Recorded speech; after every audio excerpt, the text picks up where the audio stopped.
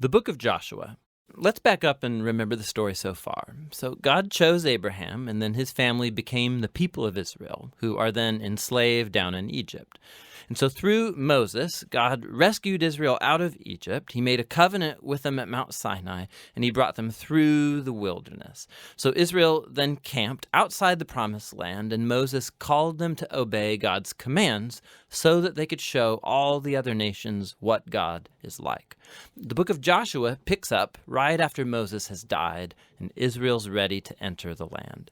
So the story of Joshua is designed with four main movements. Joshua first leads Israel into the promised land, and then once they're there, they meet all this hostility from the Canaanites, and so they engage them in battle. Then after their victories, Joshua divides up the promised land as the inheritance for the 12 tribes, and then the book concludes with these final speeches that Joshua gives to the people. So let's dive in and we'll see how all of it flows together. The first section begins with Moses' death, and Joshua is appointed as Israel's new leader. And the author intentionally presents Joshua as a new Moses. So like Moses, Joshua calls the people to obey the Torah, which means the covenant commands that they were given at Mount Sinai. And then Joshua sends spies into the land, just as Moses did back in Numbers chapters 13 and 14, except it goes way better this time. In fact, even some Canaanites turn and follow the God of Israel. Joshua then leads all Israel across the Jordan River and into the land. Just like the sea parted for Moses in the Exodus, so here the river Jordan parts and the priests carry the Ark of the Covenant across, leading all Israel with them. Now, in chapter 5, the story transitions. So the people look back to their roots as God's covenant people, and so the new generation is circumcised and they celebrate their first Passover in the land.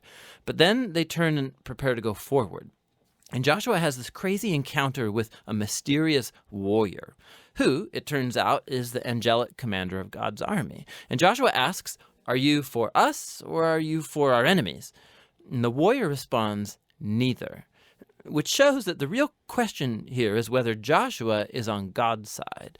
It makes clear that this whole story is not about Israel versus the Canaanites. Rather, this is God's battle, and Israel is going to play the role of spectators or sometimes supporters in God's plan, which leads to the next section. We find stories about all these conflicts that Israel had with different Canaanite groups. And the first part retells the story of two battles in detail, and that's followed by a series of short stories that condense years of battles into a few brief summaries.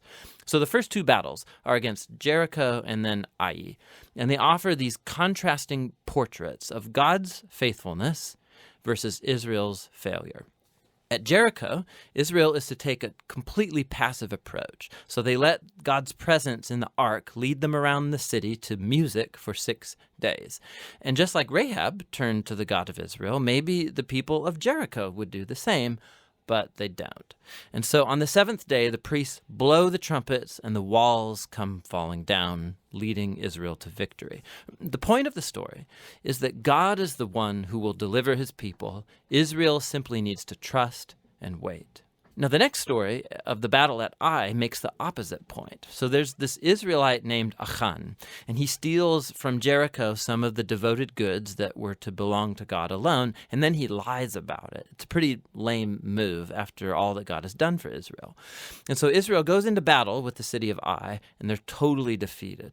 And it's only after humble repentance and severely dealing with Achan's sin that Israel gains victory.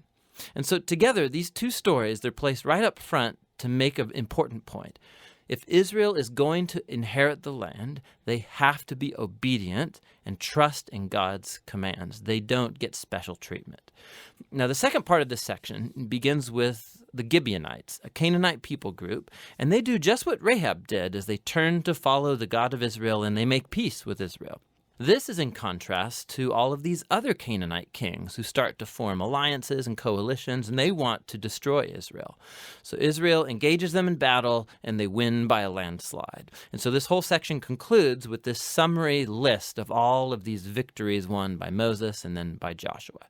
Now, let's stop for a second, because odds are that these stories and the violence in them, they're going to bother you. And if you're a follower of Jesus, you're bound to wonder, like, didn't Jesus say to love your enemies? Why is God declaring war here? So first, why the Canaanites? The main reasons are actually given earlier in the biblical story. It's that the culture of the Canaanites had become extremely morally corrupt, especially when it comes to sex. Go check out Leviticus chapter 18. And they also widely practiced child sacrifice. Go see Deuteronomy chapter 12. And so God didn't want these practices to influence Israel. The Canaanites had to go. Which raises the second question. Did God actually command the destruction of all the Canaanites, like a genocide? So at first glance, you look at the phrases used in these stories. They totally destroyed them. They left no survivor or anything that breathed.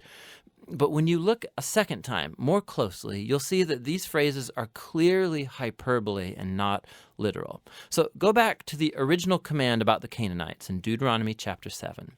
Israel is first told to drive out the Canaanites, but then to totally destroy them. And then that's followed by commands to not intermarry with them or enter into business deals with them. So you can't marry someone that you've destroyed. I think you get the point. The same idea applies to the stories in Joshua. Look closely. So for example, we're told in Joshua chapter 10 that Israel left no survivors in the cities of Hebron or Debir. But then later in chapter 15, we see these towns and they're still populated by Canaanites. And so what we're seeing is that Joshua fits in with other ancient battle accounts by using non-literal hyperbolic language as part of the narrative style. And so the word genocide doesn't actually fit what we see here, especially in light of the stories about the Canaanites who did turn to the God of Israel, like Rahab or the Gibeonites. God was open to those who would turn to him. The last thing to think about is that these stories mark a unique moment in Israel's history. These battles were limited to the handful of people groups living in the land of Canaan. With all other nations, Israel was commanded by God to pursue peace. Go read Deuteronomy chapter 20. So the purpose of these battle stories was never to tell you, the reader, to go commit violence in God's name. Rather, they show God bringing his justice on human evil at a unique moment in history and how he delivered Israel from being annihilated by the Canaanites. Now, let's go back to the book's design. After years of battles, we see an aging Joshua, and he starts dividing up the land for the 12 tribes of Israel. And most of this section is like lists of boundary lines. And let's be honest, it's kind of boring. It's like reading a map that has no pictures. But for the Israelites, these lists were super important. This was the fulfillment of God's ancient promises to Abraham that his descendants would inherit the promised land. And so now it was all coming to pass right down to the detail, which leads to the final section. Joshua gives two speeches to the people that are very similar to the final speeches of Moses in Deuteronomy. Joshua reminds them of God's generosity, how he brought them into the land and rescued them from the Canaanites. And so he calls them to turn away from the Canaanite gods and be faithful to the covenant they made. If they do, it will lead to life and blessing in the land. But if they're unfaithful, Israel will call down on itself the same divine judgment that the Canaanites experienced. They'll be kicked off the land into exile. And so Joshua leaves Israel with a choice. What is Israel going to do? That's the big question that looms as the story ends, and that's the book of Joshua.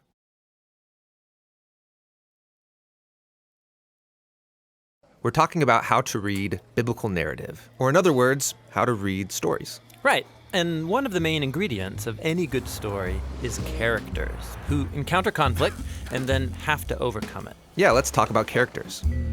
In most stories, we quickly identify with characters because, just like them, we're in our own story having our own conflicts that we need to overcome. Yeah, and good stories have characters with relatable struggles. We can watch them react to these challenges in different ways, and we get to see what happens as a result. Through characters, an author can show us their view of what it means to be human. The Bible's no different. Biblical stories use characters as a mirror so we can see ourselves and discover our own human nature in the reflection. The thing about characters in the Bible is that they can be hard to relate to. I mean, often there's very little detail given about them. Yeah, biblical authors develop characters differently than modern narratives. They prefer to communicate a lot through minimal detail. For example, we rarely hear what people look like in the Bible, but when we do, it's crucially important for the story. Like we're told that Saul is tall and David was kind of a runt. And these become images of their moral character. Saul's height matches his love of status and power to impose authority, while David humbly accepts his low status and allows God to exalt and deliver him. So people's physical appearances are symbolic. Yeah, very often. Like Esau's hairy body fits his animal-like behavior, and Jacob's smooth skin matches his deceptive, slippery nature. What other clues do we get about biblical characters? Well, often people's names symbolize their role in the story. Abraham in Hebrew sounds like father of a multitude. Jacob means deceiver. Ruth means refreshment. And Saul, his name means the one asked for. He's the flawed king that the people requested. So by packing all this meaning with very little detail, biblical stories can do a lot in a little space. And they even leave out things that modern readers want to know about these characters. Like they rarely come out and tell us people's thoughts or motives. Right, like when Moses saw an Egyptian beating an Israelite, he kills him on the spot. But why? Was this righteous anger, or did he just lose his cool? And was it okay with God that he did it? Yeah, we're not told. Because biblical authors usually avoid giving moral commentary. They would rather have a character's words and actions reveal their motives and then leave us to judge their behavior by seeing the consequences. So in the case of Moses, this murders the beginning of a pattern of his anger getting the best of him with bad results. This choice forces him to run and hide in the desert for 40 years. So it was a bad thing. But he does meet his wife out there, so it's a good thing? Exactly. It forces you to ponder. Through all these techniques, the biblical narrators keep their stories compact, memorable, but also engaging. But seriously, was Moses being good or bad? Right? Like in classic stories, there's always a good guy and a bad guy, some admirable hero who faces off against some horrible villain. Sure, and simplified characters like that are helpful for teaching children there's such a thing as good and evil. But the Bible's not a children's book. Its characters are very complex, a mixed bag of good and evil, just like us. There's hardly any flawless characters in the Bible. What about heroes of the faith, like Abraham or King David? So you mean Abraham, who used an Egyptian slave for sex and then lied about his wife 2 times to save his own neck? And David, the man after God's own heart, who sleeps with another man's wife and then murders him? These stories are anything but simplistic. They offer us realistic portraits of compromised people like ourselves. The real surprise is that God keeps working with them despite their failures. So, just because a person's called by God or wins a battle, becomes successful or wealthy, it doesn't mean the biblical author wants me to act like them. Right. It would actually be really dangerous to imitate most biblical characters. True. But there must be something admirable in biblical characters, something I can imitate. Absolutely. Pay attention, and you'll notice that most biblical stories highlight the moments when characters fail or come to the end of themselves, and then they choose radical trust in God's grace and wisdom. It's in these stories that the authors show us how to be a human who truly pleases God through humility and surrender.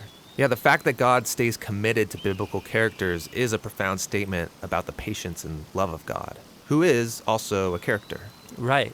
And by studying biblical characters, we can observe our own worst tendencies on display. And we see time and again God's gracious response that will see this story through to the end.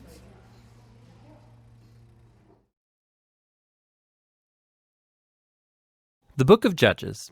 So remember, after Joshua led the tribes of Israel into the Promised Land, he called them to be faithful to their covenant with God by obeying the commands of the Torah. And if they do this, they will show all the other nations what God is like. So Judges begins with the death of Joshua and basically tells the story of Israel's total failure. The book's name comes from the type of leaders Israel had in this period. Before they had any kings, the tribes were all governed by these judges. Now, don't think of a courtroom. These were regional, political, military leaders, more like a tribal chieftain. And you need to be warned, the book of Judges is very disturbing and violent. It tells the tragic tale of Israel's moral corruption, of its bad leadership, and basically how they become no different than the Canaanites. But this sad story is also meant to generate hope for the future, and you can see this in how the book's designed. There's a large introduction that sets the stage for Israel's failure as they don't drive out the remaining Canaanites. Then the large main section of the book has stories about the growing corruption of Israel's judges, and the progression here shows how Israel's leaders go from pretty good to okay to bad to worse. The concluding section is really disturbing and shows the corruption of the people of Israel as a whole. So let's dive in and we can explore each part a bit more.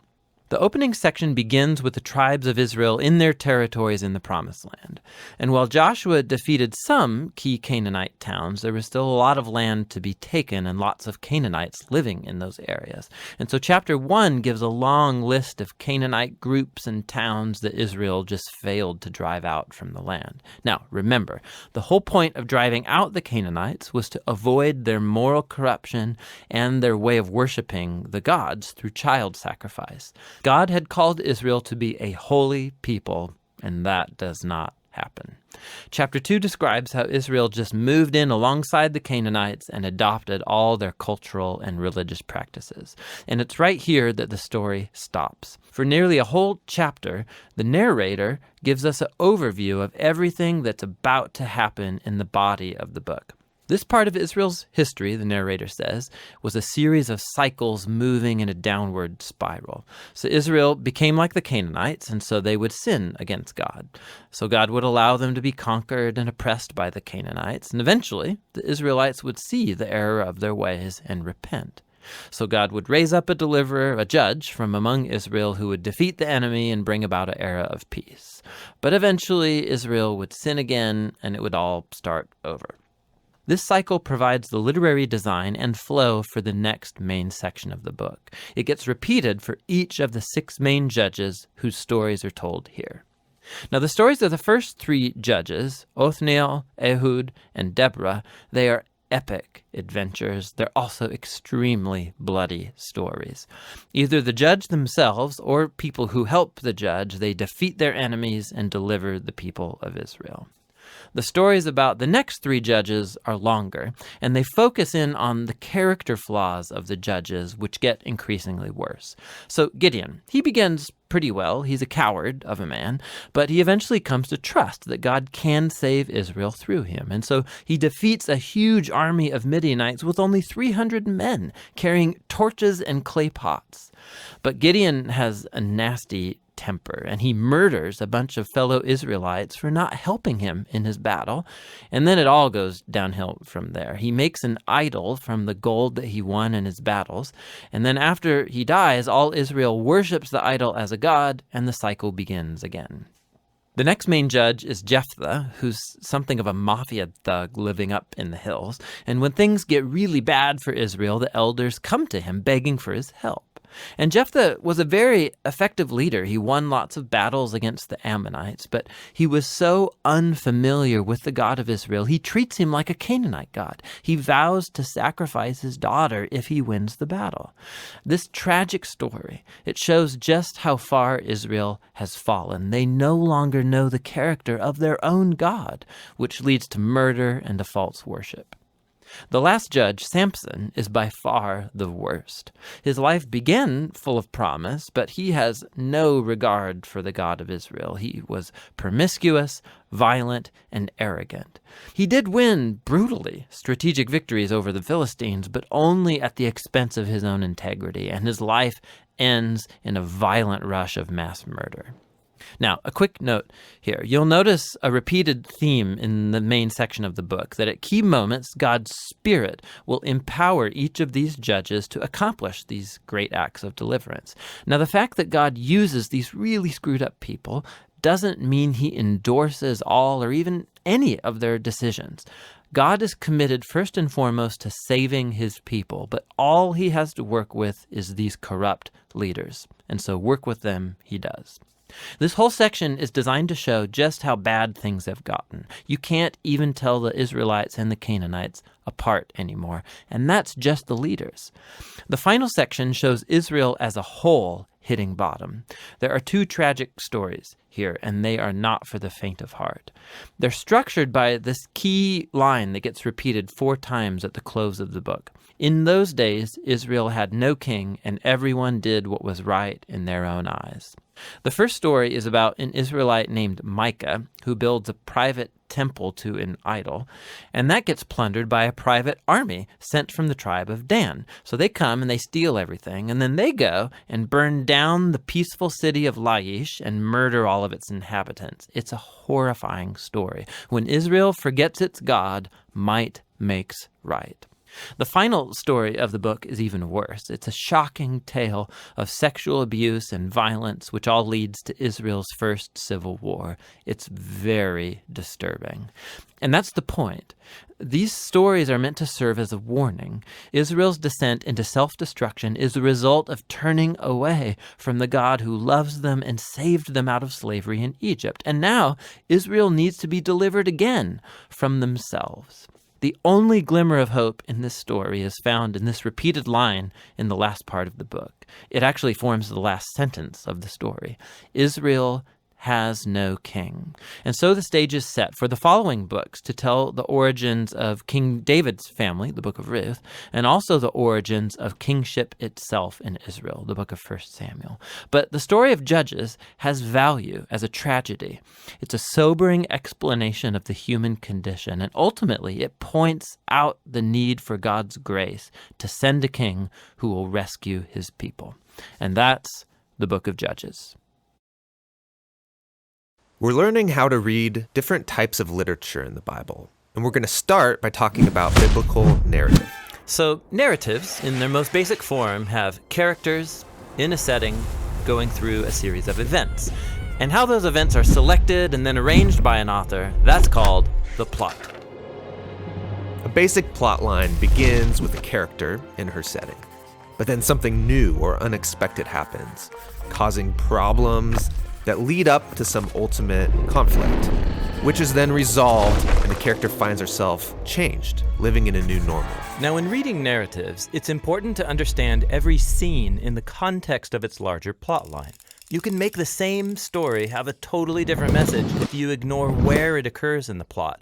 This happens all the time when people read the Bible. Really? Yeah, take for example the story about Gideon. There's this well-known scene where Gideon's trying to discern whether God will help him win a battle, and he requests a sign from God. Yeah, Gideon lays a wool fleece on the ground and asks that in the morning the fleece be wet with dew, but the ground totally dry, and God does it. Now, if you look at this scene just by itself, what is the conflict? How can Gideon know if he'll succeed? And the resolution? Test God, ask for a sign, and find out. Yeah, and that's how many people actually read this story, and it totally misses the point because it's ignoring the larger plot line. Really? Yeah, so let's start from the beginning. You'll get the context. The story begins with Gideon and the Israelites living in fear because they're oppressed by an invading people, the Midianites. Got it. Then there's the call to action. God commissions Gideon to defeat the Midianites and save Israel. Yeah, this is shaping up to be a good story. But then Gideon's super hesitant, so he asks God to do this magic trick, a sign, so I can know it's really you talking to me.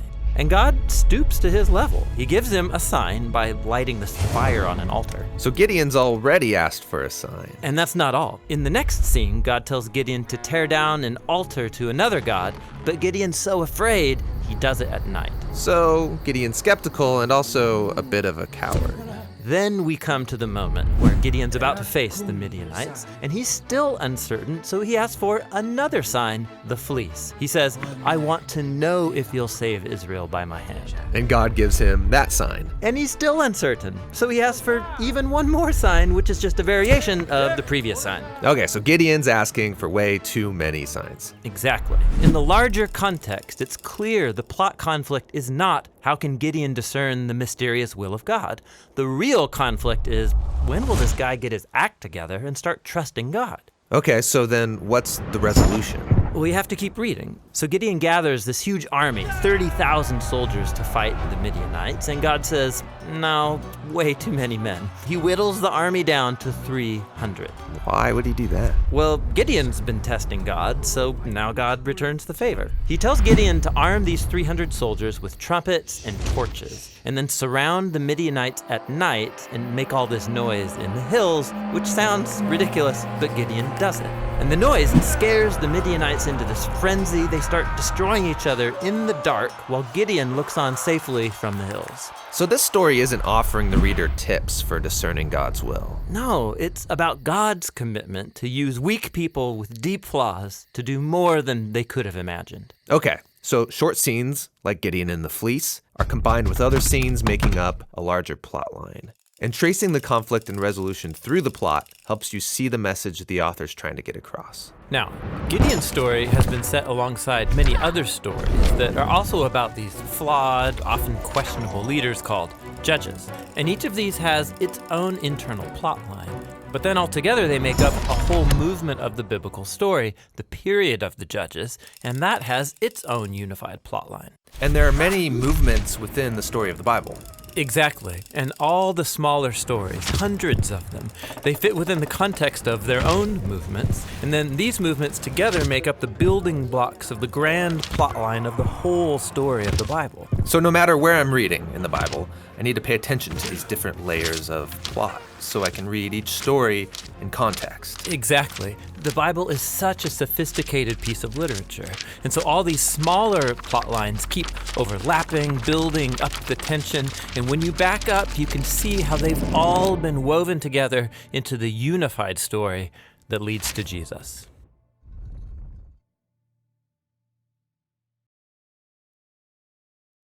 The Book of Ruth. It's a brilliant work of theological art, and it invites us to reflect on the question of how God is involved in the day-to-day joys and hardships of our lives. There are three main characters in the book: Naomi, the widow, Ruth, the Moabite, and Boaz, the Israelite farmer. And their story is told in 4 chapters that are beautifully designed. Let's just dive in and see how this all unfolds. Chapter 1 opens with this line, "In the days when the judges ruled." And it reminds us of the very dark and difficult days from the book of Judges. And here we meet an Israelite family in Bethlehem, struggling to survive through a famine. And so in search of food, they move on to the land of Moab, Israel's ancient enemy. And there the father of the family dies, and the sons marry 2 Moabite women, Ruth and Orpah. And then the sons, they die too. And so they leave only Naomi and these new daughters-in-law. And so Naomi, she has no reason to stay anymore. And so she tells her new daughters-in-law that she's moving back home. And Naomi, she knows that the life of an unmarried foreign widow in Israel is going to be very hard. And so she compels the women to stay behind. Orpah agrees, but Ruth does not. She shows remarkable loyalty to Naomi, and she says, "Wherever you go, I'm going to go. Your people will become my people, and your God will become my God." And so the two of them return to Israel together. And the chapter concludes with Naomi changing her name to Mara, which means bitter in Hebrew, and she laments her tragic fate. Chapter 2 begins with Naomi and Ruth discussing where they're going to find food. And it just so happens to be the beginning of the barley harvest. And so Ruth goes out to look for food, and it just so happens that she ends up picking grain in the field of a man named Boaz, who just so happens to be Naomi's relative. We're told that Boaz is a man of noble character, and he notices Ruth. And so after finding out more about her story, he shows remarkable generosity to her. He makes these special provisions so that the immigrant Ruth can gather grain in his field. And in doing so, Boaz is actually obeying an explicit command of the Torah to show generosity to the immigrant and the poor. Boaz is so impressed by Ruth's loyalty to Naomi. He prays for her that God will reward her for her boldness. So Ruth comes home that day, and Naomi finds out that she met Boaz, and she is thrilled. She says Boaz is their family redeemer. Now, this family redeemer thing, this was a cultural practice in Israel where if a man in the family died and he left behind a wife or children or land, it was the family redeemer's responsibility to marry that widow, to take up the land and protect that family. So Naomi, she begins to hope that perhaps there might still be a future for her family. Chapter 3 begins with Naomi and Ruth making a plan to get Boaz to notice their situation. So Ruth is going to stop wearing clothes of a grieving widow, and she's going to show signs that she's available to be married. And so Ruth goes to meet Boaz on the farm that night. And as she approaches, Boaz wakes up and he's totally startled. And Ruth makes her intentions very clear. She asks if Boaz will redeem Naomi's family and marry her. Boaz is once again amazed by Ruth's loyalty to Naomi and her family, and he calls Ruth a woman of noble character. It's the same term used to describe the woman of Proverbs 31. So Boaz tells Ruth to wait until the next day, and he will redeem both Ruth and Naomi legally before the town elders. And so the chapter ends with Ruth returning to Naomi, and they marvel together at all of these recent events. In chapter 4, it all comes together. It turns out, at the last minute, Boaz discovers there is a family member who's closer to Naomi than he is, and he's actually eligible before him to redeem the family. But at the last second, this family member finds out that he's going to have to marry Ruth, the Moabite, and so he declines. But Boaz, remember, he knows Ruth's true character, and so he acquires the family property of Naomi, and he marries Ruth. And so just at the beginning, how Ruth was loyal to Naomi's family, so now Boaz is loyal to Naomi's family as well.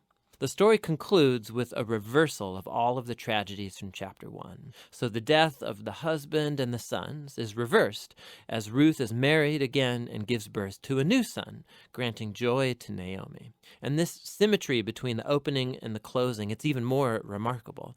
So remember, the opening tragedy was followed by a great act of loyalty on the part of Ruth.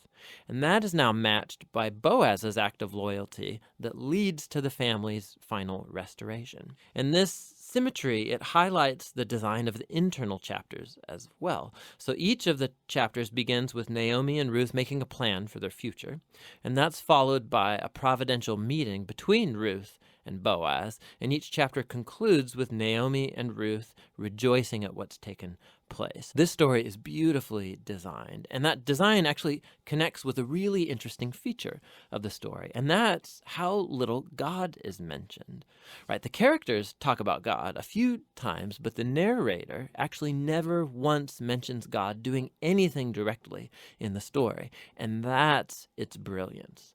Because God's providence is at work behind every scene of this story, weaving together the circumstances and choices of all these characters. So Naomi, her tragedy leads her to think that God is punishing her, but actually the whole story is about God's mission to restore her and her family. And he's doing so through Ruth, through her boldness and loyalty, which brings healing to Naomi's life, but not without Boaz, who's a no-nonsense farmer who's full of generosity and loyalty. And so God uses his integrity combined with Ruth's boldness to save Naomi and her family. And so this story brilliantly explores the interplay of God's purposes and will with human decision and will.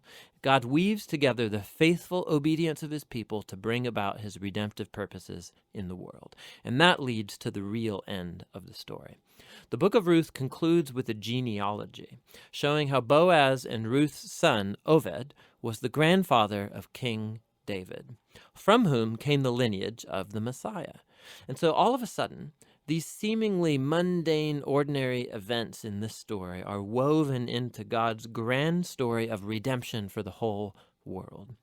And so the book of Ruth invites us to consider how God might be at work in the very ordinary, mundane details of our lives as well. And that's what the book of Ruth is all about.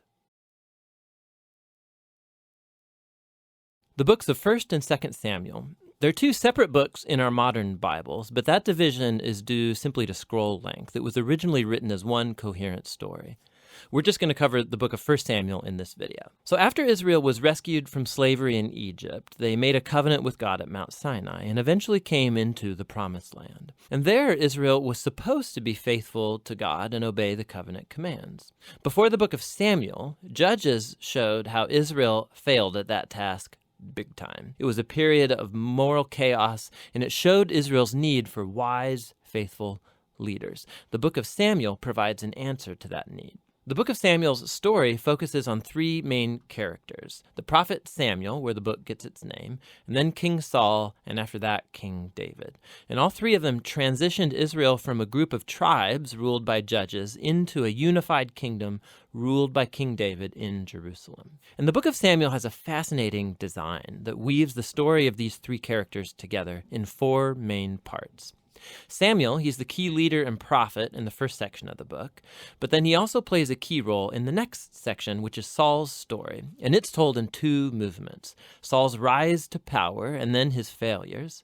And the second part is about his downfall and his tragic death. And then the drama of Saul's demise is matched by David's exciting rise to power. And then David's story is told in two movements. First, he rides the wave of his success, followed by his own tragic failure and the slow self-destruction of his family and then his kingdom. The book concludes with an epilogue that reflects back over the whole story. So let's dive in and see how this all unfolds. Part 1 picks up from the chaos of the book of Judges, and we're introduced to a touching story about a woman named Hannah. And she's grieved because she has never been able to have children. And by God's grace, she finally has a son named Samuel. And in joy, she sings this amazing poem in chapter 2. And the poem is all about how God opposes the proud and exalts the humble, about how despite tragedies and human evil, God is working out his purposes in history. And also it's about how God will one day raise up an anointed king for his people. Now, Hannah's poem has been placed here at the beginning of the book to introduce these key themes that we're going to see throughout the whole story, like the next one. Samuel grows up and becomes a great prophet and leader for the people of Israel, at the same time that the Philistines rise to power as Israel's arch nemesis. And in this crucial battle, the Israelites get arrogant, and instead of praying and asking God for help, they trot out the Ark of the Covenant as this kind of magic trophy that will automatically grant them victory in battle. And so because of their arrogant presumption, God allows Israel to lose the battle, and the Ark is stolen. So the Philistines, they take the ark and they place it in the temple of their god, Dagon. And then the God of Israel defeats the Philistines and the god Dagon without an army by sending plagues on the people. And then the Philistines don't want the ark anymore, obviously, and they send it back to Israel. And the point of this little story seems to be this: God is not Israel's trophy, and he opposes pride among the Philistines, but also among his own people. And so Israel needs to remain humble and obedient if they want to experience God's covenant blessing, which opens up into the next large section. The Israelites come to Samuel and they say, "Hey, we want a king like all the other nations have. Go find one for us." And so Samuel, he's kind of ticked off and he goes to consult with God. And God says, yes, their motives are all wrong, but if a king is what they want, give them one. And so we're introduced to the figure of Saul. Now, Saul is a tragic figure because he begins full of promise. He's tall, he's good looking, he's a perfect candidate for a king, but he has deep character flaws. He's dishonest, he lacks integrity, and he seems incapable of acknowledging his own mistakes. And so these flaws become his downfall. He wins some battles at the beginning, but his flaws run so deep, he eventually disqualifies himself by blatantly disobeying God's commands. And so the aging Samuel confronts Saul and Israel. He had warned the people that they would only benefit from a king who's humble and faithful to God. Otherwise, the kings of Israel will bring ruin.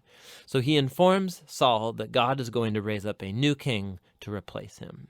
And so Saul's downfall begins, as God at the same time is working behind the scenes to raise up that new king. It's an insignificant shepherd boy named David. He's the least likely candidate to be king, but the famous story of David and Goliath shows that God's choice of David is not based on his family status, but simply on his radical and humble trust in the God of Israel. And so this story embodies all of the themes of Hannah's poem. Proud Saul and Goliath are brought low, while humble David is exalted. From here, we watch Saul slowly descend into madness, while David rises to power. So David starts working for Saul as a general, and he's winning all of the battles, and he's also winning all of the fame. And so Saul gets jealous, and he starts chasing David around, hunting him, trying to kill him. David's done nothing wrong, and so David simply runs and waits in the wilderness. And here we see David's true character. He has multiple opportunities to kill Saul, but he doesn't. He simply trusts that despite Saul's evil, God will raise up a king for his people. What's interesting, too, is that many of the poems of David that you find in the book of Psalms are linked to this very period of his life, and they all express the same attitude of trust. And so this section of the book ends with Saul coming to a grisly death after losing a battle with the Philistines. 1 Samuel tells some of the most intricate, well-told stories you find anywhere in the Bible, and the characters Saul and David, they're portrayed very realistically. And the author's putting them forward as character studies so that you can find yourself in them. So in Saul's story, we see a warning. It's crucial that we reflect on our own character flaws and how they harm us and other people. And with God's help, we need to humble ourselves and deal with our dark side so that Saul's story doesn't become ours. David, on the other hand, is presented as an example of patience and trust in God's timing in our lives. And so he's running in the wilderness, being chased by Saul. David had every reason to think that God had abandoned him, but that's not what he thinks. And so David's story encourages us to trust that despite human evil, God is working out his purposes to oppose the proud and to exalt the humble. And that's what 1 Samuel is all about.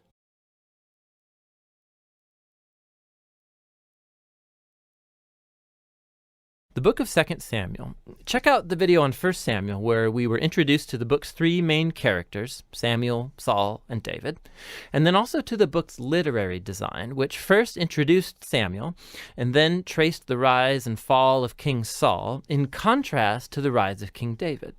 2 Samuel tells the story of David as Israel's king, and in two movements. There's a season of success and of blessing, followed by a huge moral failure and then its sad consequences. And then the book ends with this well-crafted conclusion that reflects back on the good and the bad in David's life, generating hope for a future king to come from his line. So 2 Samuel picks up after Saul's death, and David surprises everyone by composing this long poem where he laments the death of the very man who tried to murder him.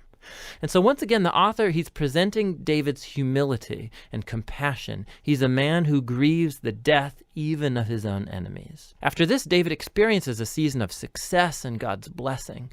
All of the Israelite tribes, they come to David and then they ask him to unify all the tribes as their king.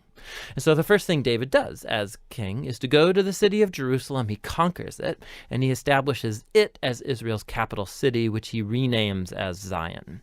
And from there, David goes on and he wins many battles and expands Israel's territory. Now, after making Jerusalem the political capital of Israel, he wants to make it their religious capital as well. And so he has the Ark of the Covenant moved into the city. And then in 2 Samuel 7, he tells God, now that Israel has a permanent home, he thinks that God's presence should also get a permanent house. So he asks if he can build a temple for the God of Israel. But God says to David, thank you for that thought, but actually I'm going to build you a house, a dynasty.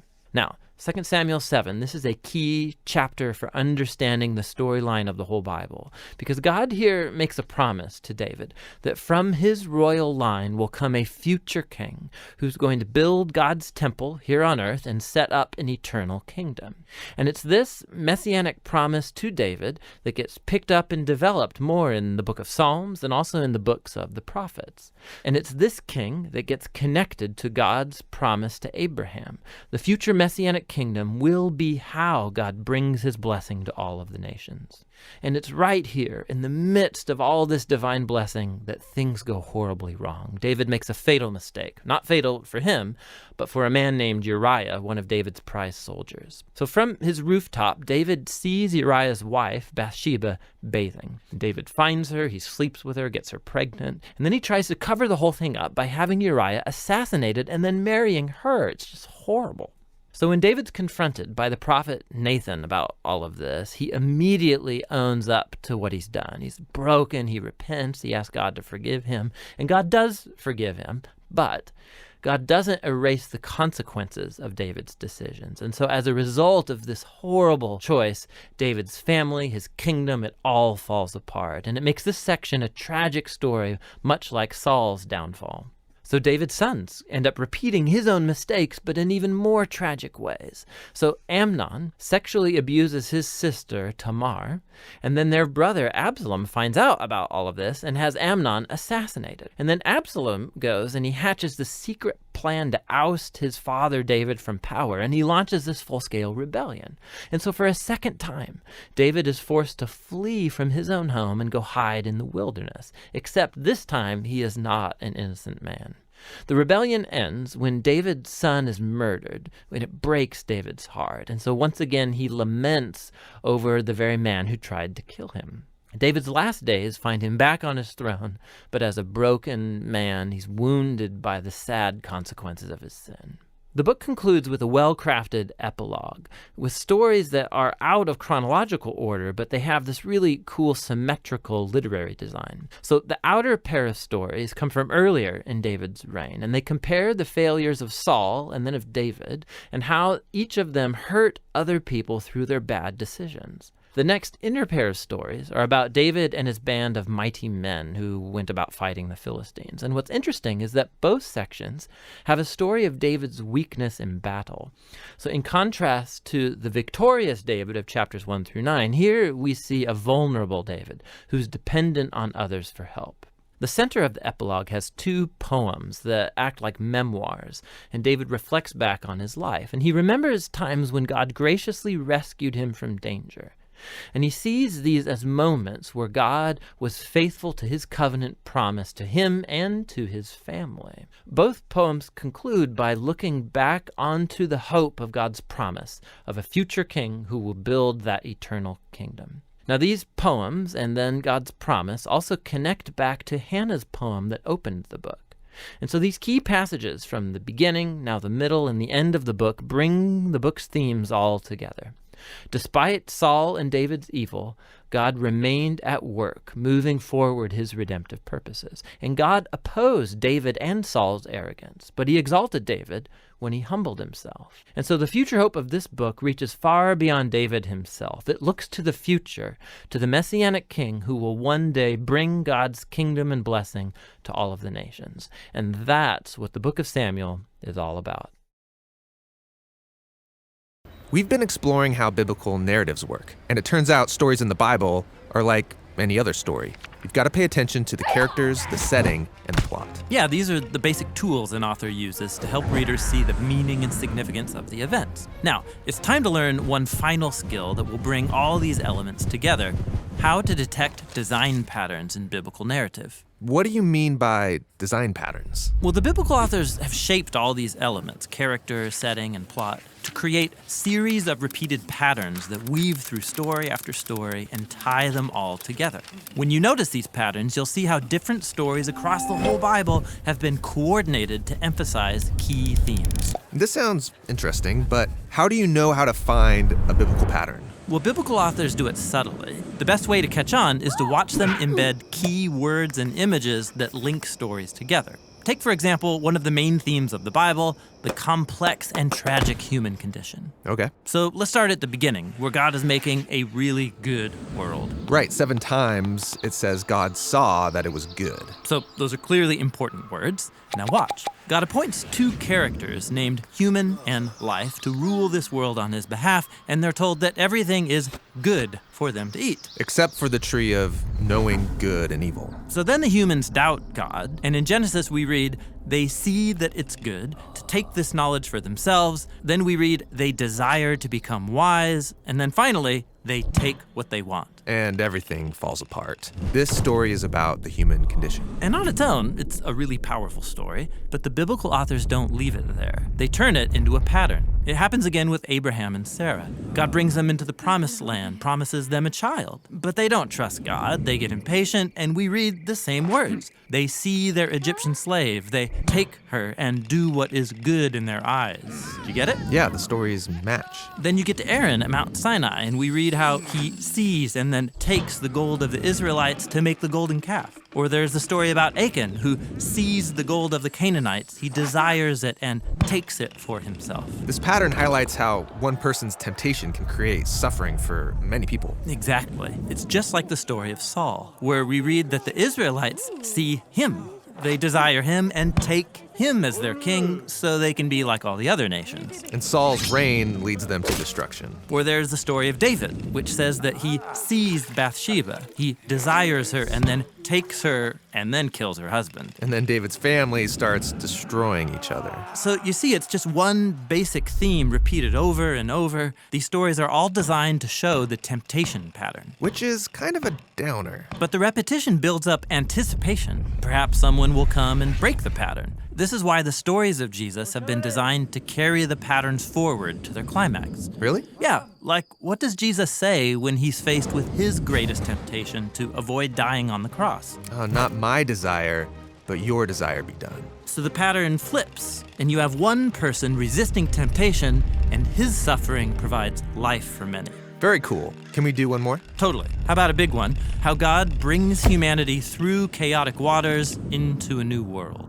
It starts on page 1, where God separates these dark, chaotic waters. Yeah, dry land emerges as a home for humans to flourish. Then the pattern reappears with the chaotic waters of the flood. God rescues this remnant, Noah and his family, through the waters so that they can step onto dry land and become humanity 2.0. Now, does that basic storyline remind you of anything else? Oh, right, the famous Exodus story. Yeah, exactly. That's when God saves his chosen people from Egypt by leading them through the waters onto dry land. While Pharaoh and his armies destroyed. The pattern repeats later with Joshua and the Israelites. They passed through the waters of the Jordan into the Promised Land. Yeah, you got it. So now you can see how later biblical authors will project this pattern into the future. Like Isaiah, he hoped for a new Exodus with a new king, leading God's people forward into a new creation. And in this repetition, the nations become the chaotic waters. So you can see how combining all of these patterns brings us to Jesus. Yeah, notice how all the Gospels highlight that story of Jesus going to the Jordan River. He goes into the waters and back out again. His baptism. That's when God announces that Jesus is his son, who will rescue the world from the chaos of our evil and violence by going into death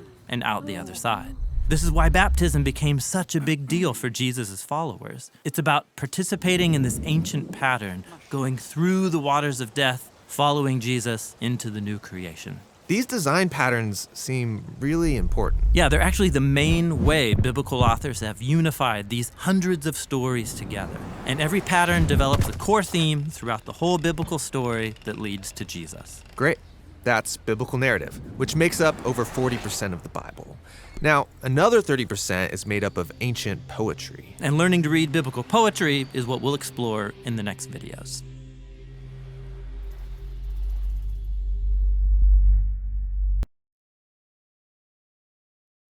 The books of 1st and 2nd Kings. Although they're two separate books in our Bibles, they were originally written as one book telling a unified story that continues on from the book of Samuel that came before it.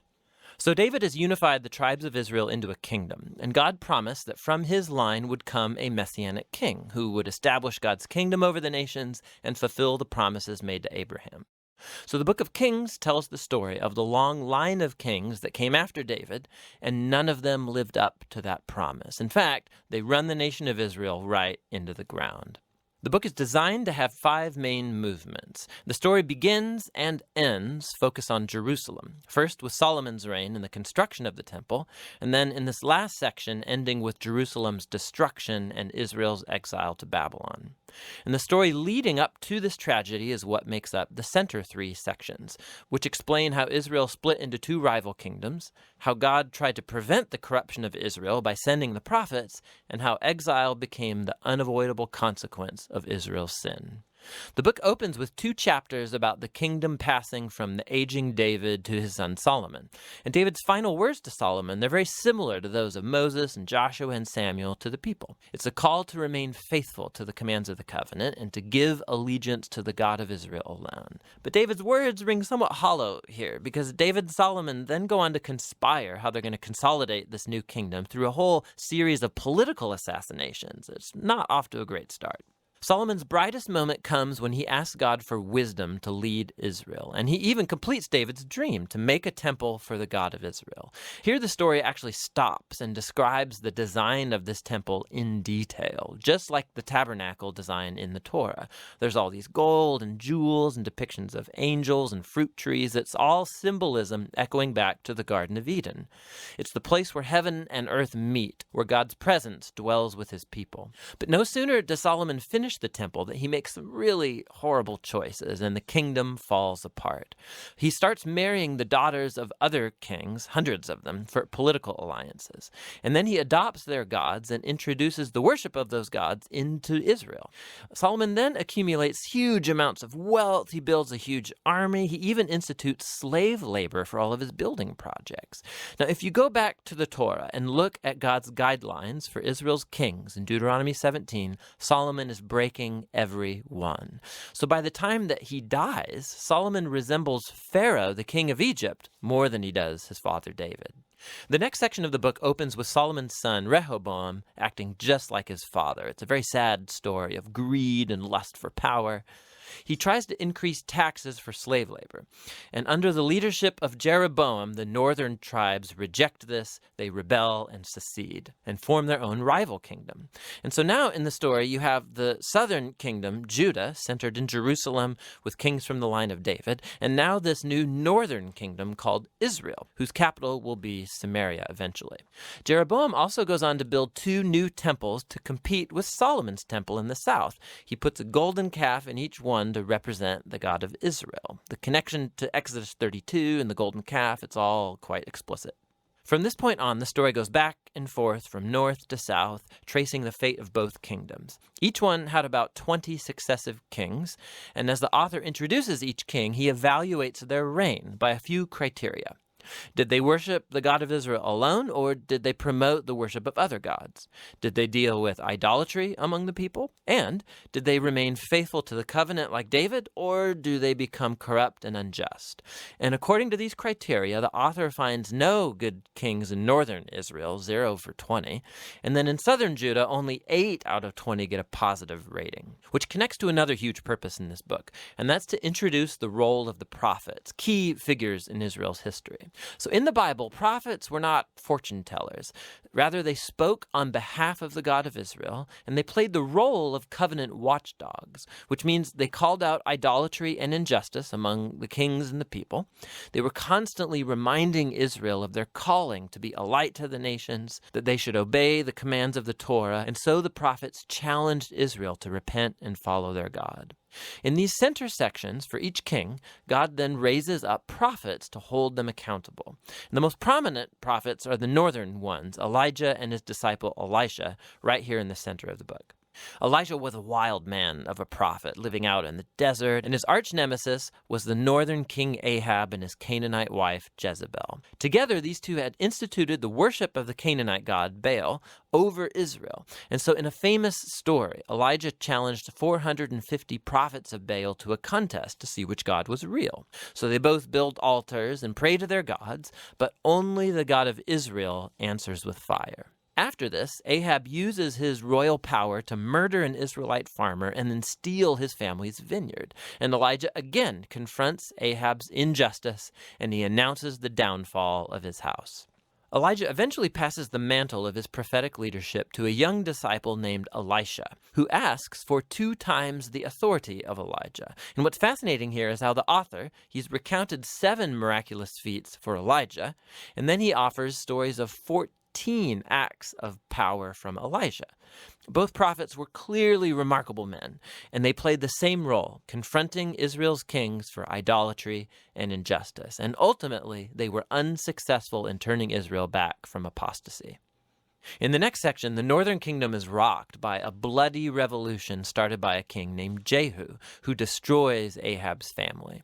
And although Jehu was at first commissioned by God, his violence just gets out of control, and it creates the spiral of political assassinations and rebellions from which Israel never recovered. Coup follows coup after Jehu, and each king follows other gods, allows horrible injustice. It all leads up to 2 Kings chapter 17. The big bad empire of Assyria swoops down and takes out the northern kingdom altogether. In the capital city of Samaria, it's conquered, and the Israelites are exiled and scattered throughout the ancient world. Now, chapter 17 is key. The author stops the story and offers this prophetic reflection on what's just happened. He blames the downfall of the northern kingdom on the idolatry and covenant unfaithfulness of Israel and its kings. And so, God has allowed them to face the consequences of their decisions. The final movement of the book tells the story of the lone southern kingdom. And here we meet some very heroic kings, like Hezekiah, who trusts God when the armies of Assyria come knocking on Jerusalem's door, or Josiah, who discovers this lost scroll of the Torah in the temple. So he starts reading it, he's convicted, and he institutes religious reforms to remove idolatry and Canaanite influences from the land. But Judah is just too far gone. The king, right in between these two, Manasseh, he's the worst by far. So he not only introduces the worship of idol statues into the Jerusalem temple, he also institutes child sacrifice. And so God sends prophets to say, the time is up. Israel has reached the point of no return.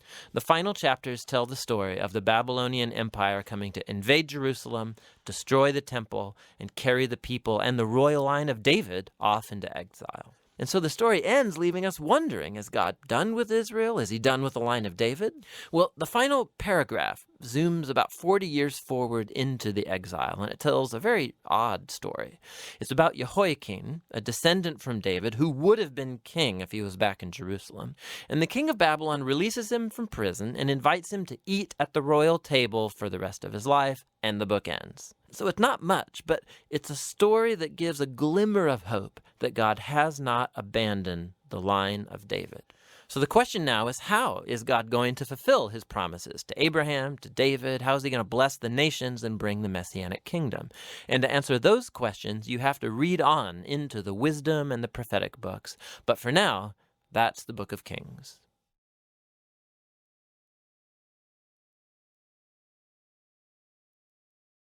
The books of 1st and 2nd Chronicles.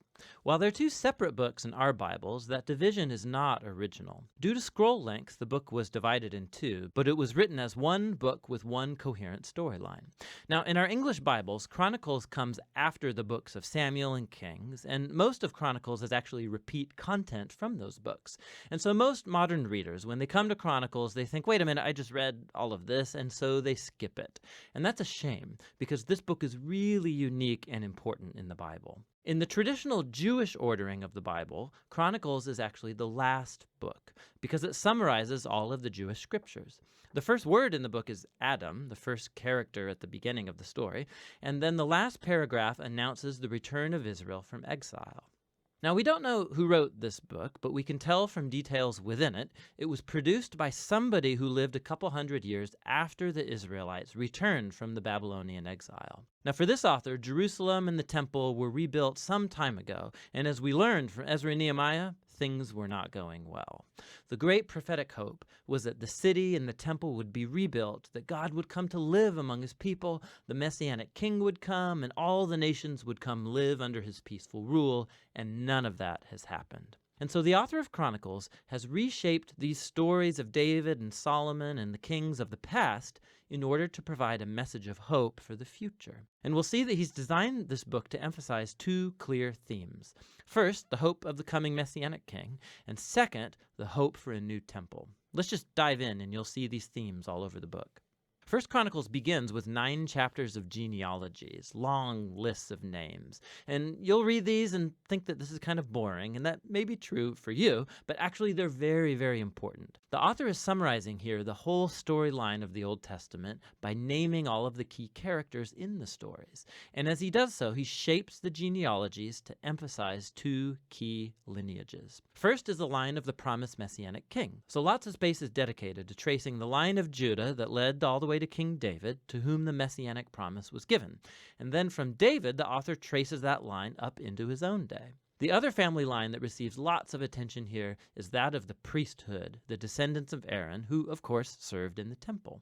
And so right from the start, you can see the 2 main themes, the author's hope of the Messiah coming to build a new temple, and it's rooted in these ancient genealogies. Now, after that, the author moves into the stories about David, and most of these are going to be familiar to you from the book of Samuel, but again, there's some really important differences. So first of all, the author leaves out all of the negative stories about David, where he's portrayed as weak or immoral. So Saul chasing David around the desert and persecuting him, the story of David's adultery with Bathsheba and then murdering her husband, all of that is gone. And what's left are the stories that portray David as a good guy. And not only that, there's also new additional material that you won't find in the book of Samuel that shows David in a very positive light. So there's a large block of chapters where David makes preparations for the temple. He arranges resources and builders and Levites and choirs. And not only that, the author also portrays David as a Moses-like figure. God gives David plans for building the temple just as he gave plans to Moses for building the tabernacle. So why all this new material about David? The author's not trying to hide David's flaws. He knows that anybody can go read about them in the book of Samuel. Rather, he's trying to portray David as the ideal king in order to make him an image or a type of the future Messiah from the line of David. It's very similar to how Jeremiah or Ezekiel spoke of the coming Messiah as a new David. This is most clear in how the author retells the story of God's covenant promise to David in 1 Chronicles 17. When you compare this story with its parallel in 2 Samuel 7, you'll see that the author of Chronicles is highlighting that neither David, nor Solomon, nor any of the kings from his line were the Messianic king, and that when the Messiah does come, he will be a king like David. And so for this author, these stories about David from the past are what sustain his hope for the future. After David dies, we move into 2 Chronicles, which focuses on the kings that lived in Jerusalem. And again, there's lots of overlap with 1st and 2nd Kings, but there are many key differences. So the author has left out all of the stories about the kings of northern Israel, so he can just focus on the line of David. And there's lots of new material about these kings from David's line. He highlights the kings that were obedient to God, and he adds new stories about how their obedience led to success and God's blessing. But he also adds new stories about kings who were unfaithful to God. They didn't follow the Torah, they led Israel to worship idols, and these kings face horrible consequences, all leading up to Israel's exile, a mess of their own making. And so this whole section becomes a series of character studies where the author wants later generations of Israelites to learn from their family history, and so become faithful to their God and the Torah. Now, the book's conclusion is really unique too. At the very end of the book, the king of the Persians is named Cyrus, and he tells the Israelites that they can go back home, return from exile, rebuild the city and the temple. And he says, last line of the book, "Whoever there is among you, of all his people, may the Lord his God be with him, and let him go up." And that's how the book ends, with an incomplete sentence. Now, of course, the author knows about the first return from exile and the stories of Ezra and Nehemiah, but clearly in his view, the prophetic hopes of Israel were not fulfilled in those events.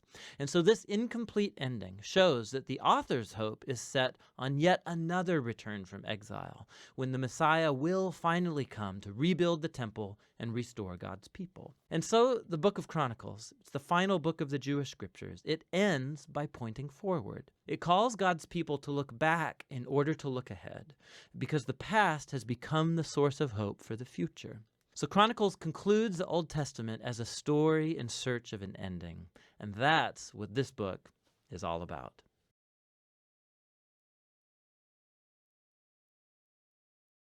The books of Ezra and Nehemiah.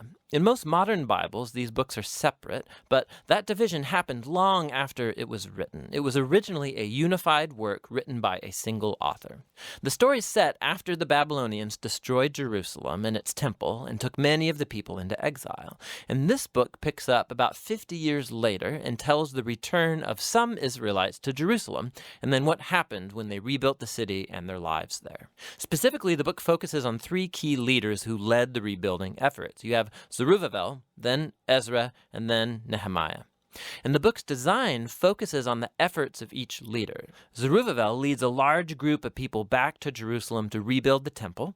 Then about 60 years later, Ezra arrives in Jerusalem to teach the Torah and rebuild the community. And then he's followed by Nehemiah, who leads the rebuilding of Jerusalem's walls. And these 3 stories are designed to be parallel. Each begins with the king of Persia, prompted by God to send the leader to Jerusalem, and he offers resources and support.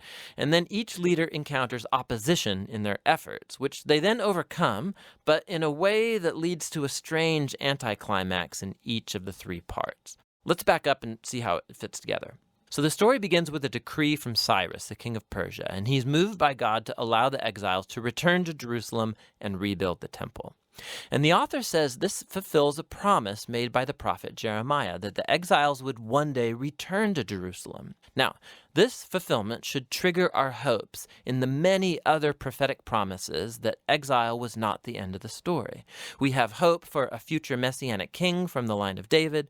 We have hope for a rebuilt temple where God's presence will dwell with his people. Hope for God's kingdom to come over all the nations and bring his blessing, just like he promised to Abraham. And so it's with all these hopes in mind that we read on into the story of Zerubbabel. His name means planted in Babylon. He represents the generation born in Babylonian captivity, and he leads a wave of Israelites returning to Jerusalem. After they settle there, they rebuild the altar for offering sacrifices, and later the temple itself. The foundation laying ceremony, and then the temple's final dedication, these are key moments. The past stories of the tabernacle and temple's dedication should be in our minds. This is when the fiery cloud of God's presence is supposed to descend. He's dwelling with his people, and it doesn't happen. And so while some people are happy about this new temple, the elders who had seen the previous temple of Solomon, they cry out in grief. It is nothing like their glorious past or their hopes for the future. And it's right here that we get the first story of opposition, and it's very odd. So the grandchildren of the Israelites who were not taken into exile, they had been living in Jerusalem all along, they come to offer help with the temple rebuilding. And Zerubbabel refuses. He says, "You have no part in our temple." And this, of course, generates a conflict which Zerubbabel overcomes, but it's very strange because the prophets had envisioned that the tribes of Israel would all come together, along with all of the nations, to participate in the worship of the God of Israel when the kingdom finally comes. So this is an anticlimactic moment, to say the least. In the next section, we zoom forward about 60 years and we're introduced to Ezra. He's a leader among the exiled Israelites in Babylon, and he's a Torah scholar and a teacher. And so he gets appointed by Artaxerxes, king of Persia, to lead another wave of people back to Jerusalem. And Ezra wants to bring about spiritual and social renewal among the people. Our hopes are high. And again, we come to another anticlimactic moment in the story. Ezra learns that many of the exiled Israelites that had come back, they had married non-exiles who had been living around Jerusalem. Some of them were non-Israelites, and almost certainly some of them were. Ezra then appeals to the commands of the Torah, that Israel was supposed to be holy and separate from the ancient Canaanites. And he then says that the people living around Jerusalem are like the Canaanites. They're going to corrupt the exiles. So Ezra offers a prayer of repentance, and it's very heartfelt. But then he rallies all the leaders and enacts this divorce decree that says all these marriages should be annulled, the women and children sent away. And then the decree is only partially carried out. We're given a list of some of the men who divorced their wives. The story is very strange for a number of reasons. First of all, God never commanded Ezra to do any of this. It was the leaders of Jerusalem who led Ezra to make the decree. Second, the contemporary prophet Malachi, he did say that the exiles should care about purity, but he also said that God was opposed to divorce. And so the mixed results of the decree, this all fits into this pattern of a strange concluding anticlimax. Which leads us to the next section about Nehemiah. He's an Israelite official serving in the Persian government, and when he hears about the ruined state of Jerusalem's walls, he prays and then gets permission from the Persian king Artaxerxes to go and rebuild the walls. The king even gives him an armed escort and all these resources. So after arriving in Jerusalem, he begins the building project, and he too faces opposition from the people who had already been living around Jerusalem. Once again, we face a tension in the story. The contemporary prophet Zechariah said that the new Jerusalem of God's kingdom would be a city without walls, that God's presence would surround it, and people from all nations would come and join the covenant people. But Nehemiah seems to operate with the opposite vision. He informs the people surrounding Jerusalem that they have no part in Jerusalem. And this, of course, provokes them to hostility. And so while Nehemiah carries out his vision for the city with integrity and courage. They have to build the city with armed guards to protect them. We keep wondering, could this whole conflict have been handled differently? And this all leads to the conclusion of the book in two movements, first positive and then negative. Ezra and Nehemiah combine forces to bring about a spiritual renewal among the people. They gather all the exiles together for a festival. They read and teach the Torah to all the people for 7 days. And then they celebrate the ancient Feast of Tabernacles to remember God's faithfulness from the Exodus and the wilderness journeys. Then they offer a confession of their sins. They vow themselves to renew the covenant, follow all the commands of the Torah. And they finish with a great celebration over the temple, the walls of Jerusalem, and we're thinking this could be the turning point, but it's not. The book ends on a huge downer. Nehemiah tours around the city, and he finds that the people have not been fulfilling their covenant vows. So Zerubbabel's work is undone as he finds the temple being neglected and staffed by all these unqualified people. He then discovers that Ezra's work is being compromised. He finds everyone violating the Torah, people are working on the Sabbath, and even his own work on the walls is involved because people are setting up markets around the walls of Jerusalem and working on the Sabbath. So Nehemiah, he goes on a rampage. He's beating people up, he's pulling out their hair, and he's yelling, "Obey the commands of the Torah."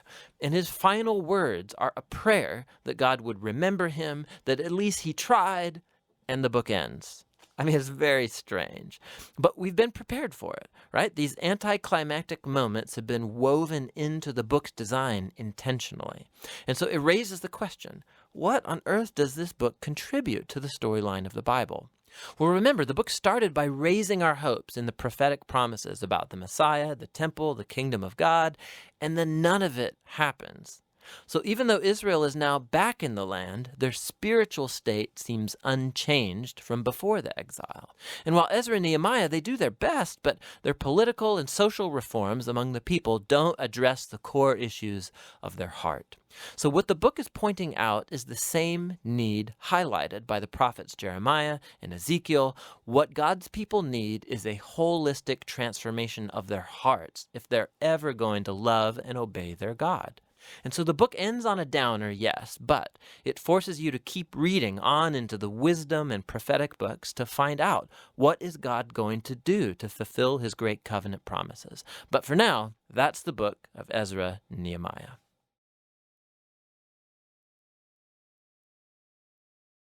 The book of Esther, it's one of the more exciting and curious books in the Bible. The story is set over 100 years after the Babylonian exile of the Israelites from their land. And while some Jews did return to Jerusalem, remember Ezra and Nehemiah, many did not. And so the book of Esther is about a Jewish community living in Susa, the capital city of the ancient Persian Empire. The main characters in this story are two Jews, Mordecai and then his niece Esther. And then there's the king of Persia, who's something of a drunken pushover in this story. And then there's the Persian official Haman, the cunning villain. Now, this is a curious book in the Bible, mainly for the fact that God is never even mentioned, not once, which might strike you as kind of odd. I mean, isn't the Bible about God? But this is a brilliant technique by the author, who's anonymous, by the way. It's an invitation to read this story looking for God's activity, and there are signs of it everywhere. The story is full of very odd, quote, coincidences and ironic reversals, and it all forces you to see God's purpose at work, but behind the scenes. Let's just dive into the story. The book opens with the king of Persia throwing two elaborate banquet feasts that last a total of 187 days, and it's all for the grandiose purpose of displaying his greatness and splendor. On the last day of the banquet feast, he's really drunk, and he demands that his wife, Queen Vashti, appear at the party to show off her beauty. She refuses, and so in a drunken rage, the king deposes Vashti and makes the silly decree that all Persian men should now be the masters of their own homes. Then he holds a beauty pageant because he wants to find a new queen. This is like a really bad soap opera. But it's right here that we're introduced to Esther and Mordecai. Esther hides her Jewish identity and enters the beauty pageant and wins. And the king is so obsessed with Esther that he elevates her to become the new queen of Persia. Now, after this, and even more serendipitous, is the fact that Mordecai just happens to overhear two royal guards plotting to murder the king. And so he informs Esther, who in turn informs the king, and Mordecai gets credit for saving the king's life. Now, right here from the beginning, God's not mentioned anywhere, but this all seems providentially ordered. What is it that God's up to? You have to keep reading. We're next introduced to Haman, who's not actually a Persian. He's called an Agagite. He's a descendant of the ancient Canaanites. Remember 1 Samuel chapter 15. The king elevates Haman to the highest position in the kingdom, and he demands that everybody kneel before Haman. Well, when Mordecai sees Haman, he refuses to kneel, which of course fills Haman with rage. And when he finds out that Mordecai's Jewish, Haman successfully persuades the king to enact this crazy decree to destroy all of the Jewish people. And to decide the date of the Jews' annihilation, Haman rolls the dice. A die is called pur in Hebrew. Tuck that away for later. 11 months later, on the 13th of Adar, all the Jews will die. Haman and the king then have a drinking banquet to celebrate their really horrible decision. So the focus now turns to Mordecai and Esther, who are the only hope for the Jewish people. They make a plan that Esther's going to reveal her Jewish identity to the king and ask him to reverse the decree. But approaching the king without a royal request is, according to Persian law, an act worthy of death.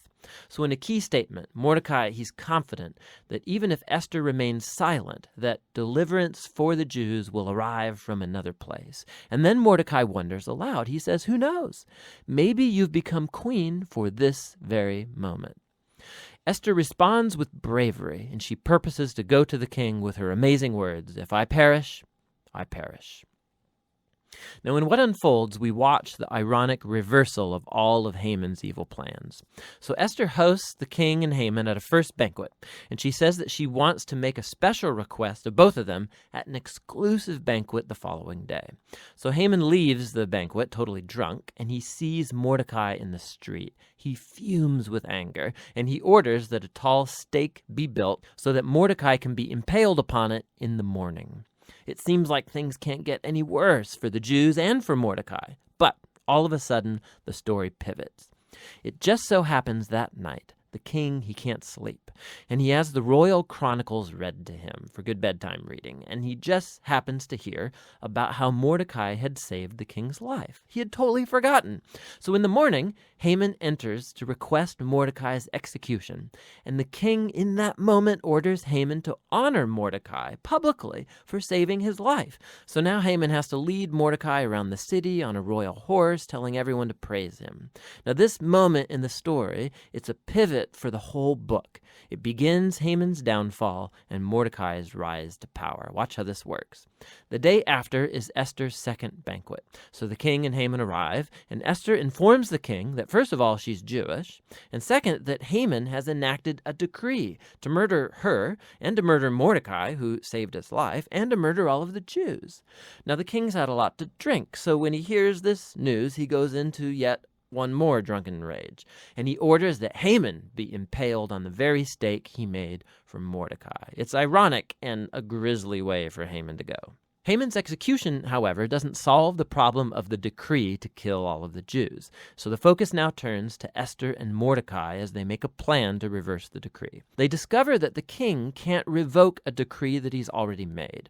So instead, the king commissions Mordecai to issue a counter-decree. On the appointed day that all of the Jews were supposed to be killed, the 13th of Adar, now the Jews are ordered to defend themselves and to destroy any who plotted to kill them. Then Mordecai, Esther, and Jews everywhere hold banquets and feasts to celebrate this new decree, and Mordecai is elevated to a seat beside the king. Eventually, the decreed day comes, and the Jews triumph over their enemies. First, they destroy Haman's family, and then any other Persian officials who had joined in Haman's plot. And then on a second day, they get permission to destroy any who plotted against them throughout the entire kingdom. This results in joy and celebration as the Jews are rescued from annihilation. The story then tells about how Esther and Mordecai established by decree this annual 2-day feast of Purim. to commemorate their deliverance from destruction. And the name of the feast comes from Haman's dice. Remember, Pur-im. The book concludes with a short epilogue as Mordecai is elevated to second in command in the kingdom, and we are told now of his royal greatness and splendor as the Jews thrive in exile. Now, step back. Notice how this whole story has been designed. The story was full of moments of ironic reversal, but we can now see the whole story is structured as an ironic reversal, right down to the details. So the king's splendor and feasts and decrees are mirrored by Mordecai's splendor and feasts and decrees at the end. Esther and Mordecai, they first saved the king, but now in the end they save all of the Jews. Then you have Haman's elevation and edicts and banquet that gets reversed by Mordecai's elevation and edict and banquet. And then at the center you have Esther and Mordecai's planning scenes, and then Esther's two banquets that act as a frame around the greatest moment of reversal in the whole story: Haman's humiliation and Mordecai's exaltation. Beautiful. Another fascinating feature of this book is the moral ambiguity of the characters. There's a lot of drinking and anger and sex and murder, of which Mordecai and Esther are a part. Not to mention their violation of many commands in the Torah, like marrying Gentiles or eating impure foods. And so the story's not putting Mordecai and Esther forward as moral example, as if it endorses all of their behavior. But they are put forward as models of trust and hope when things get really bad. And so the book of Esther comes back to that question with which we began: why God is not mentioned. The message of this book seems to be that when God seems absent, when his people are in exile, when they're unfaithful to the Torah, does this mean that God is done with Israel? Has God abandoned his promises? And the book of Esther says no. It invites us to see that God can and does work in the real mess and moral ambiguity of human history, and he uses the faithfulness of even morally compromised people to accomplish his purposes. And so the book of Esther asks us to be willing to trust God's providence even when we can't see it working, and to hope that no matter how bad things get, God is committed to redeeming his world. And that's what the book of Esther is all about.